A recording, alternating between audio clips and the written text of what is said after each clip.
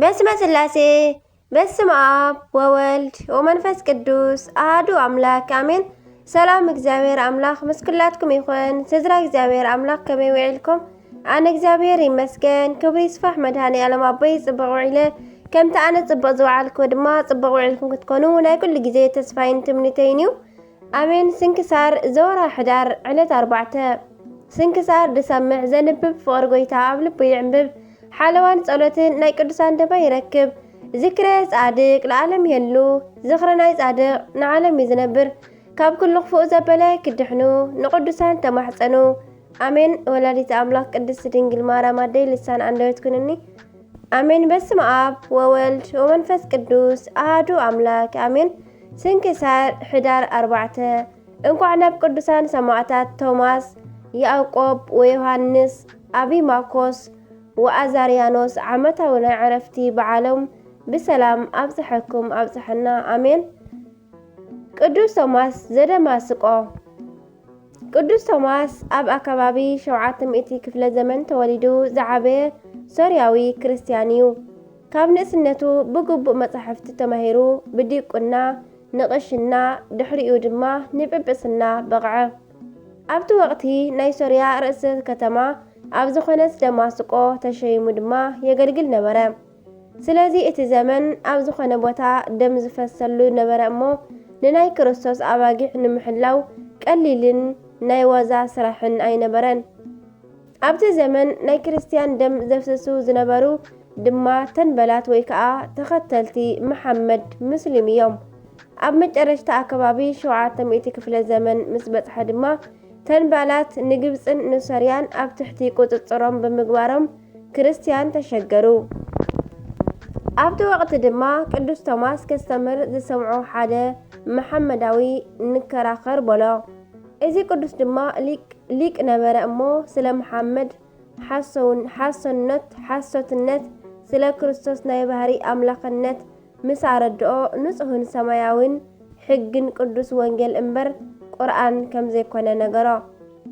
ኣብ ኣደባባይ ምርቱዕ ዝሓለፈ መሐመዳዊ ድማ ብሕፍረት ከይዱ ናብ ገዛኢ ደማስቆ ከይዱ ከሰሶ። ቅዱስ ቶማስ ድማ ተታሒዙ ቀረበ። ከመይ ኢልካ ንእምነትና ንእስልምና ትጸርፍ ምስ በሎ ቅዱስ ኣቦና ድማ እቲ ሓቂ ደኣ ተዛረብኩ እምበር ኣይተጻረፍኩን ክብል መለሰሉ። እቲ መኮንን ድማ እሺ ክርስቶስ መን እዩ? ስለ ወንጌልን ቁርኣንን እንታይ ትብል ክብል ስለ ዝተሳሕለ ሰይፊ ኣውፂኡ ሓተቶ። እታ ዘቐንዐት እምነትና ክርስትና ክብራ ኣብ ሰማይ እዩሞ ጭካኔ ተሓትት እያ። ቅዱስ ቶማስ ወላ ሓንቲ ከይፈርሐ ንኣፀዋውዓ ስሙ ስግደት ይኹነሞ ጎይታናን ኣምላኽናን መድሓኒናን ኢየሱስ ክርስቶስ ናይ ሰማይን ናይ ምድርን ፈጣርን ኣምላኽን እዩ። ቅዱስ ወንጌል ሰማያውን ናይ ህይወት ሕግን ክኸውን ከሎ ቁርኣን ድማ ናይ መሐመድ ናይ ፈጠራ መጽሓፍ እዩ። ነዚ ዝሰምዐ መኮንን ብቁጣዓ ንኽሳዱ ክሃርመዎ ኣዘዘ። ቅዱስ ቶማስ ድማ በዛ መዓልቲ ስለ ዝቐንዐት ተዋህዶ ሃይማኖቱ ክሳዱ ሃበ። በረኸት ረድኤቱ ምስ ኩላትና ይኹን ኣሜን። ከምናቱ ትብዓትን ጽንዓትን ድማ ይዓድለና ኣሜን። ከምኡ ድማ ቅዱሳን ያዕቆብን ወዮሃንስን። ሕጂ ድማ ናብ 400 ክፍለ ዘመን ተመሊስና ናብ ምድሪ ፋርስ ወይ ከዓ ኤራን ወሪድና ንቅዱሳን ነብዕል። እዞም ቅዱሳን ድማ ኣብ ሃገረ ፋርስ ወይ ከዓ ኤራን ኣብ ዘመነ መንግስተ ሳቦር ዝነበሩ ኣበው እዮም። ሳቦር ማለት ንፀሓይን እሳትን ዘመልኽ ብጣዕሚ ጨካን ዝነበረ ንጉስ እዩ። ቅዱሳን ያዕቆብን ዮሃንስን ንናይ ሃዋርያት ስም ጥራይ ዘይኮነስ ግብሮምን ቅዱስናኦምን ዝሓዙ ነበሩ። እቲ ዘመን ዘመነ ሰማዕታት እኳ እንተዘይኮነ ፋርስ ግን በዚ ዘመን እውን ንክርስቲያን ናይ ግፍዒ ከተማ ነበረት። ካብ ቅዱስ ጊዮርጊስ ክሳብ ቅዱስ ያዕቆብ ዘጉሙድ፣ ካብ ቅዱስ መርምህናም ክሳብ ቅዱስ ኮተሎስን ሰማዕትነት ዝተቐበሉ ኣብዛ ውሽጢ ሃገር እዩ። ቅዱሳን ያዕቆብን ዮሃንስን ድማ ትምህርቲ ቤተ ክርስቲያን ብልክዕ ተማሂሮም ንመጻሕፍቲ ድማ ተረዲኦም ንክህነት ተመርፁ። ብድሕሪኡ ድማ ቤተ ክርስቲያን ይግባኣኩም ክትብል ጳጳሳት ጌራ ሸመቶም። ንሳቶም ድማ ኣይሕፈርዋን ንናይ ክርስቶስ ኣባጊዕ እናኣስተምሃሩ እናዘዙ ሓለውላ። ንጉስ ሳቦር ግን ንህዝቢ ንፀሓይን ንእሳትን ከስግድ ዝገበሮ ፃዕሪ ዕንቅፋት ኮይኖሞ እዮም እሞ ጸልኦም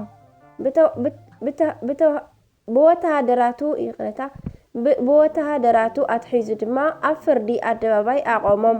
ንህዝቢ ብኣዋጅ ፀዊዑ ኣፍራሒ እሳት ከም ዝነድድ ገይሩ ንህዝቢ ንፀሓይ ክሰግድ ኣዝዙ ምስ በሎም እምቢ በልዎ። ምስ ልብሶም ኣልዒሎም ናብቲ እሳት ደርበይዎም እሞ እዞም ቅዱሳን ድማ ኣብቲ ማእከል መከራ ኣብቲ ዝነድድ እሳት ኮይኖም ንህዝቢ ተዛረቡ። ኣምላኽ ሓደ እግዚኣብሔር እዩሞ ከምዚ ኣብ ሃይማኖትኩም ጽንዑ በልዎም።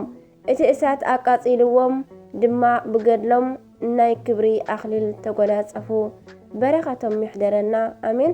ቅዱሳን አቢማኮስን ወአዛርያኖስ። ሕጂ ድማ ናብ 300 ክፍለ ዘመን ናብቲ ቀንዲ ዘመን ሰማዕታት ንመለስ እሞ ኣብ ዘመነ ሰማዕታት ካብ ዝነበሩ ቅዱሳን ሰማዕታትን ክልቲኦም አቢማኮስን አዛርያኖስን እዮም። አራዊት መክስሚያኖስን ዲዮቅልጥያኖስን ንዓለም ኣብ ክልተ ተኻፊሎም ኣብ ልዕሊ ክርስቲያን ግፍዒ ክሰርሑ ከለዉ ክልቲኦም ቅዱሳን ኣብ ትሕቲ ግዝኣት ሮም ይነብሩ ነበሩ። ኣብቲ ዘመን ኣይኮነንዶ ቤተ ክርስቲያን ምህናፅ ምዝማር እምነትካ ምግላፅ ከማዕትቡ እንተተራእዮም ከማን ይቐትልዎም ነበሩ። ነገስታት ዝሸምዎም ተኸተልቶም ንክርስቲያን ሩፍታ ከልእዎም እሞ ዓብይ ግፍዒ ሰቆቃን ጭንቀትን ኣብ ዝኾነሉ ኣብቲ ወርሓት ዝሞተ ሞይቱ ፍርቁ ድማ ክስደድ ከሎ አቢማኮስን አዛርያኖስን ግን ኣብቲ ማእከል ከተማ ተረጋጊኦም ንክርስቶስ የምልኹ ነበሩ። እዚ ተበፅሕዎም ድማ ተኸሲሶም ተታሒዞም ቀረቡ። እቲ መኮንን ድማ ነቶም ክልተ ክርስቲያን መንእሰያት ምስ ተመልከቶም ወላ ሓንቲ ናይ ፍርሓት ምልክት ኣይተመልከተሎምን እሞ ተገረመ። ንመን ኢኹም ተምልኹ ኢሉ ከዓ ሓተቶም እሞ ንሳቶም ድማ ንናይ ክብሪ በዓል ቤት ንጎይታናን ኣምላኽናን መድሓኒናን ኢየሱስ ክርስቶስ ክብሉ መለስሉ። ንክርስቶስ ክትክሕዱ ዲኹም ወይስ ክትሞቱ ምስ በሎም ሰነፍ ክብሉ ኣብ ኣደባባይ ገሰጽዎ። ዝፈጠረ ዘኽበረ ስጋኡን ደሙን ዝሃበ ጎይታ ከመይሉ ይከሓድ ክብሉ ድማ ነገርዎ። ብድፍረቶም ዝሰንበደ መኮንን ድማ በዛ ሰዓት ሞት ኣዘዘሎም እሞ በዛ መዓልቲ ድማ ክሳዶም ተሰይፎም ንክብረ ሰማዕታት በቕዑ። ኣምላኽ ቅዱሳን ሰማዕታት ኣብ ልዕሊኦም ንዘሕደሮ ትዕግስትን ጽንዓትን ጸጋ በረኸቶምን ኣብ ልዕልና ድማ ይሕድረልና ኣሜን። ካብ በረከቶም ድማ ይዓድለና ኣሜን ለይኩን። ዕለት ሕዳር 4 ዝኽበሩ ዓመታዊ ናይ ቅዱሳን በዓላት ድማ ቅዱስ ቶማስ ዘደማስቆ፣ ቅዱሳን ያዕቆብን ዮሐንስን፣ ቅዱሳን አቢማኮስን ወአዛርያኖስ፣ ኣባ አበጊዶ ዘትግራይ፣ ዓቢ ኣባ ዘካርያስ፣ ጉባኤ ቅዱሳን ሰማዕታት። ወርሓዊ በዓላት ድማ ቅዱስ ዮሐንስ ወንጌላዊ፣ ቅዱስ እንድርያስ ሐዋርያ፣ ቅድስቲ ሶፊያ ሰማዕት፣ ቅዱስ ዮሐንስ ዘሃራቅሊ ሰማዕት ኣሜን። ካብ ፍቕሪ ክርስቶስ ዝፈልየና መን እዩ? መከራዶ፣ ጸበባዶ፣ ስደትዶ፣ ጥምየትዶ፣ ዕርቃንዶ፣ ድንገትዶ ወይስ ሞት እምበኣር? ኣብ ልዕሊ እዚ ኩሉ በቲ ዘፍቀረና ክርስቶስ ዓወት ብምርካብ ካብቶም ዝሰዓሩ ኣዚና ንበልጽና። ሮሜ ምዕራፍ 8 ካብ ፍቕዲ 35 ክሳብ 38 ክነንብብ ንኽእል ኣሜን። በረኸት ቸርነቶም ምሕረትን ቸርነትን ናይ ጋእስ ዓለም ስላሴ በረኸት ረድኤት ተራድኣነት ጽንዓት ናይ ቅዱሳን ምስኩላትና ይኹን። ካብ ፍቕሪ ቅዱሳን ኣይፍለየና ኣሜን ወኣሜን ይበሉ ኩሎም መላእክቲ ሰማይ ዝወደቐ ዝነጠበ ብኣፈ ቅዱሳን ትጓል መላእክቲ ተኣረመለይ ኣሜን።